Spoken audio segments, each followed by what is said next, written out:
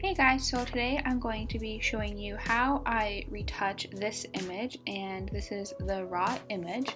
So first thing I like to start by doing is making a curve here, and we're just gonna go make a little S curve just for a little bit of contrast. And I honestly don't like to do too much because it gets really orange and I don't like that orange look. So I'm also gonna drop this down to about 50%, between 45 and 50.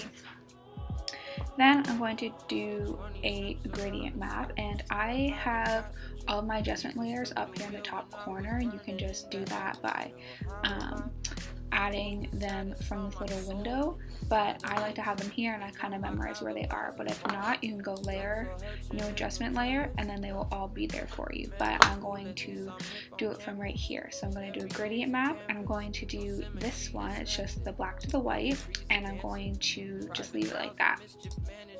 Next, I'm going to put it on overlay and reduce the opacity of that to about 14. You see that just adds a little bit more contrast and just adds a little bit of an overall tone to the image. Next, something I like to do on all of my images is go to the blue curve and bring it just above that first line there, and then bring the opacity down to about 10%. 10, 12, whatever you want, but I really just like to add that blueness in it. I personally just enjoy it more than the overall yellow tone of it. That's me. You can do whatever you want. Now, if you go down here, you can realize that the shoe is a little bit dirty, so we're going to go into select a color. First, I'll go to your whites and bring up the blacks all the way to -100, and the neutrals, I'm going to bring the blacks to -48. Now, with a selective color, you can really change anything you want. I mean, you can like go into the cyans and you can completely change the color of the shirt to whatever you want, but I'm not doing that. I just kind of wanted to show you guys. Back down to the sneaker, I'm going to invert this mask to a black and paint with a white brush on 100%.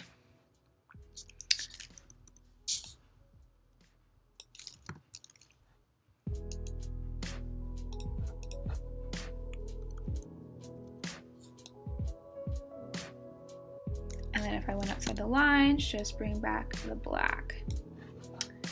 Okay.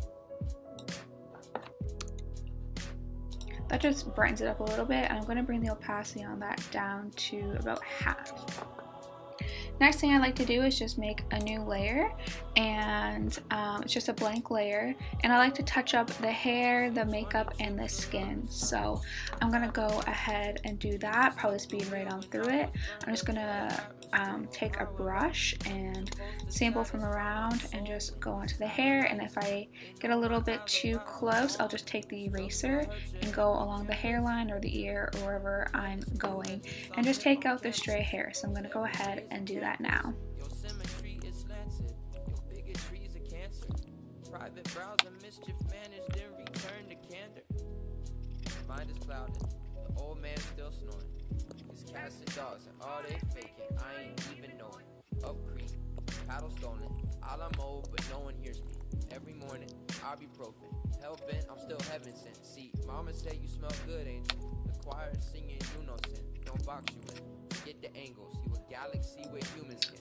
Okay, so that's the hair. Now onto the skin. So what I'm going to do is I'm going to go into the spot healing brush, and this will just go onto any spot and take a sample from around it and put it into the middle. So I'm just going to go do that on a few spots that she has. My model has very nice skin, so there's really not a lot to correct, honestly. Just a few little spots on her forehead, and that's honestly basically it. Now something that I like to do for all my photos is just kind of make the lipstick more vibrant along with the eyes, and if I do just touch up around the outside, this is pretty good, but if I do need to do that, I will just take the clone stamp tool, sample from above, and just clean up here just to clean up the lip line a little bit, but it seems to be pretty good here. So I'm going to take my brush on 10% and just sample from the lip color and just kind of go over it a little bit, and then just wherever you go, just kind of sample from around it so that you get the right color. And we're going to go and do something else with this later, but just kind of turn that layer on and off to make sure that you like it, and I do. Now for the makeup, I will do the same thing, sample from right here. I just want to like deepen this brown and maybe bring it in a little bit more. And just deepen that up. Go on this side, do the same thing just a little bit. This side's more in shadow, but I'm also going to do the same for the inner corner, or the waterline. Now she does have a little bit of under eye circles right here, so I'm going to do the same thing with the brush technique, except I'm going to sample from the skin tone on a very low opacity, 10%, because you can always bring that up, and just go over it a little bit, zoom out, and just turn the layer on and off and see how it looks, because you don't want it to be too dramatic and you don't want it to look weird. So make sure when you're going in a spot where there's like more shadows that you sample from another area too, because that'll kind of look a little bit weird. Okay, now we kind of have the makeup and the skin. I forgot to label these. Normally I label my layers as I go. So this is my contrast layer, that was also my gradient map, this was my blue curve, this was the white on the shoe, and you can see I just did a tiny little bit right there, and this is makeup, skin, background. And I like to do all this on one layer just because it really only needs one layer in my opinion. Now I'm going to just soften her skin a little bit, and what I'm going to do with that is go Command Option Shift E, and what that does is just take all my layers and put them into one. So I'm going to go Filter, Blur, Surface Blur, and just play around with the radius I like. She does not need a ton, but I normally go like 15 to 19, and we're going to run that. So now that your surface blur has run, you are going to have a very soft image. So add a black layer mask onto this so that everything's clear again, and with a white brush on 100%, you are going to just color in the spots that you want to be soft. So around the eyes, I avoid the lips as much as I can. I go all over the entire nose, careful under the eyes, beside the eyes. I avoid the eyebrows.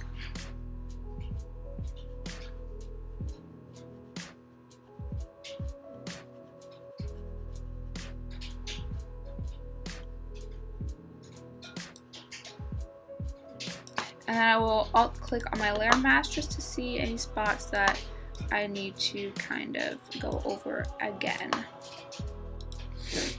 Now I'll go on like a 50% brush and do the neck and any area by the face just so it doesn't look strange. And then I bring the opacity down on this to like 50%. It really depends on every skin and every model and everything. Then on this layer, what I will also do is go to the saturate sponge on about 10% and just saturate the eyes a little bit. After that, Command Option Shift E again, and this is where I will sharpen. For portraits, I tend to use Unsharp Mask, so I will just click in here and adjust. So this is not fancy or very technical at all, it's just what I like to do, and a lot of time when I edit, I experiment. So I'll experiment with the contrast and different color curves, I'll experiment with selective color, I'll experiment with changing lip colors and like changing nail color, I'll experiment with black and white and adding a tint through black and white, I'll experiment with different gradient maps and different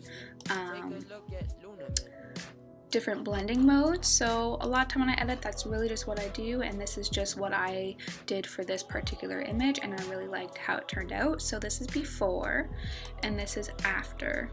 As you can tell, the makeup looks better, the coloring is a lot better, the skin looks better. I just like the lighting on it more. It pops a little bit, and I really just like the blue in it, and I do that a lot in almost all my photos. So this was this editing. I hope you guys like it, and let me know if you like these and want to see more. I can do like time-lapse editing if you want.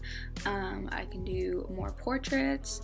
Just let me know and I can do it. I'm growing as a photographer and as an editor, and like I said, it's not very hard, but this is just what I like to do. But I'm definitely like growing with my techniques and doing different techniques all the time. So I hope you guys like this, and I'll see you next time.